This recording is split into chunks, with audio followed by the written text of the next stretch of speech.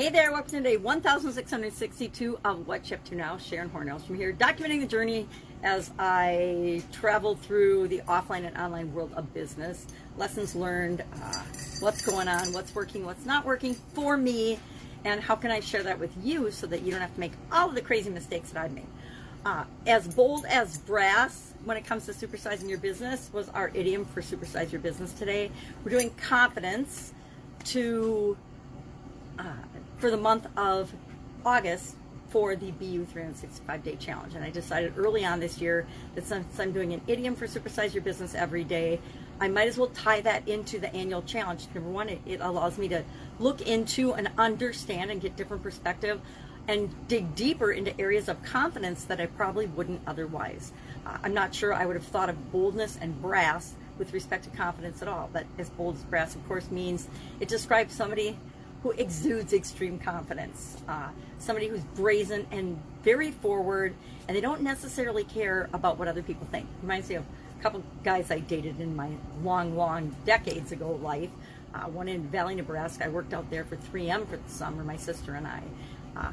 And one gentleman was as bold as brass and definitely toward the arrogant and cocky side, and I ended up saying, yeah, this isn't for me. I don't want to be bossed around. But he was definitely an example, and that came to mind immediately when I heard this idiom today, as bold as brass.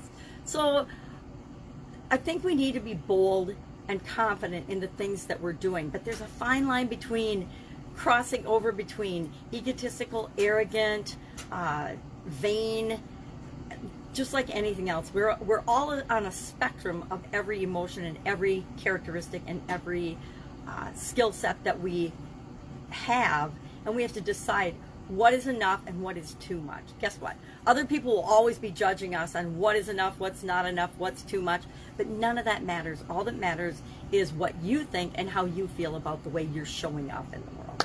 So as bold as brass, I think it's a fun idiom. It got me thinking about some fun things from the past, and do I show up with enough confidence in different situations as I'm building and growing and supersizing my business, as I'm creating the things that I want to create in the world. Sometimes I could definitely show up more confidently. Sometimes I'm just tired and I don't feel like it. And that's not okay, because if I'm going to show up, I want to show up in a way that helps other people to trust and have confidence in me. And that begins with having confidence in ourselves.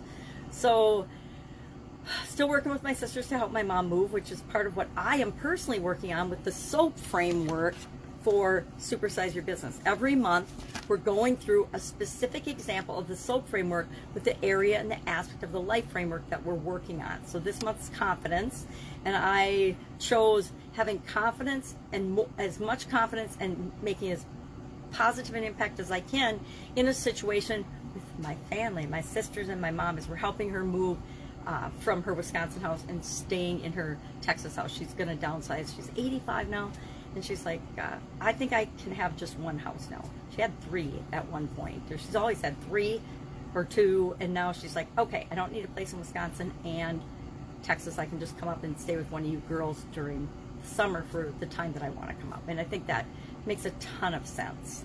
I agree 100%. I hope that when I'm 85, I can have more than one house. Wouldn't that be awesome? So as bold as brass, confidence, that's what we're working on. And again, busy with customers, clients, as well as my family these couple of weeks while we're helping to make that transition. But if I can help you in any way, ask, just ask, please. I know how it feels to be stuck and feel like I don't have anybody to ask sometimes. And the truth is, we never have to be stuck. There are always literally millions of people going through the same thing we are. Although as humans, we always feel like it's just us, that we're the only one. We're the only one that ever has this problem or challenge. Well, we're not. I was talking to a lady I've known for decades last night over at my mom's house. My sister and I and my mom were sitting around and having a glass of wine by the fire pit, and she was walking her friend's dog and stopped by to chat with us, and she's done that a couple of times now, which is awesome to connect with people that I haven't seen for a long time.